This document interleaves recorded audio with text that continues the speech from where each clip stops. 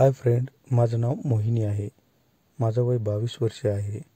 अजूनपर्यंत माझं लग्न झालं नव्हतं, कारण मला माझ्या मर्जीप्रमाणे नवरा मिळत नव्हता.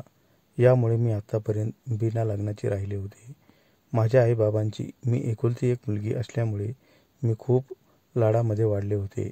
यामुळे आईबाबा माझे सर्व काही ऐकत होते. पण मी 22 वर्षे पार केल्यानंतर त्यांनाही माझ्या लग्नाची काळजी वाटू लागली होती. त्यांना वाटायचं तिने कुठेतरी लग्न करून टाकावं, म्हणजे आपण मोकळे होऊ. माझ्यासाठी ते खूप चांगले स्थळ शोधत होते. जिथे घरदार चांगलं होतं तिथे मुलगा दिसायला चांगला नसायचा, तर जिथे मुलगा चांगला होता तिथे त्याला घरदार व्यवस्थित नसायचं. यामुळे माझ्या लग्नाला उशीर होत होता.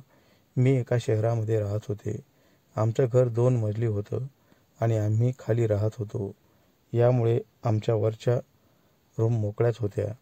आईबाबांना वाटलं निदान आपण हे भाड्याने तरी देऊ, तेवढेच आपल्याला 2 पैसे मिळतील. म्हणून वरची रूम एका माणसाला आम्ही भाड्याने दिली होती. सध्या तो एकटाच राहत होता. त्याची बायको गावाकडेच होती. तो म्हणाला होता काही दिवसांनी मी तिला घेऊन येणार आहे. तो एका प्रायव्हेट गाडीवर ड्रायव्हर म्हणून काम करत होता. तो सतत कामामध्ये बिझी असायचा. पण काही दिवसापासून त्याची मला एक सवय पाहायला मिळाली. मी त्याला दिसले की तो माझ्याकडे खूप वेळ एकटक पाहत असायचा.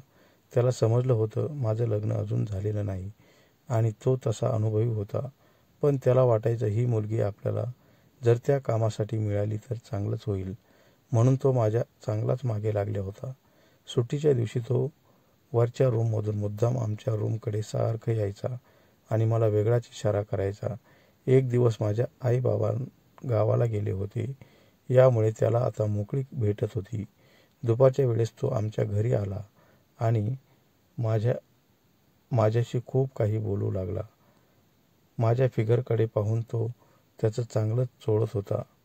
माझंही लग्नाचं वय होऊन गेल्यामुळे मी त्याला त्या कामासाठी त्याच्याकडे आकर्षित होऊ लागले होते. मी त्याला प्रतिसाद देत आहे हे त्याच्या लक्षात आल्यावर त्यानं जास्तच त्याचं चोळायला सुरुवात केली होती. मग मलाही चांगलंच त्याच्याकडून जिरवून घ्यायची होती. मला त्याने खूप वेळ बोलून झाल्यावर दोन्ही हातांनी एकाएकी उचललं आणि आमच्या बेडवर आणून जोरात आदळलं. हळूहळू त्याने मला ते काम करण्यास सुरुवात केली होती. मी त्या कामासाठी नवीनच असल्यामुळे मला चांगलाच त्रास होत होता.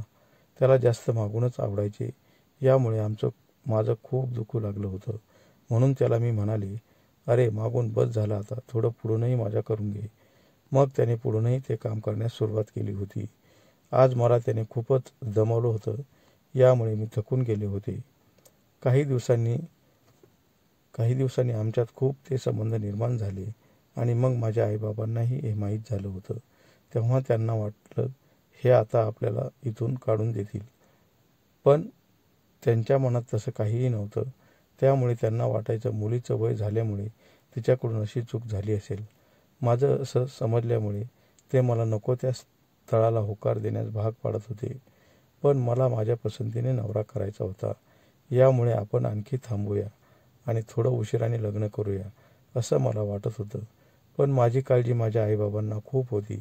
त्यांना वाटायचं लग्न झालेल्या भाडेकरूबरोबर आपली मुलगी वेगळंच काहीतरी करून घेईल, म्हणून ते खूप सावध झाले होते.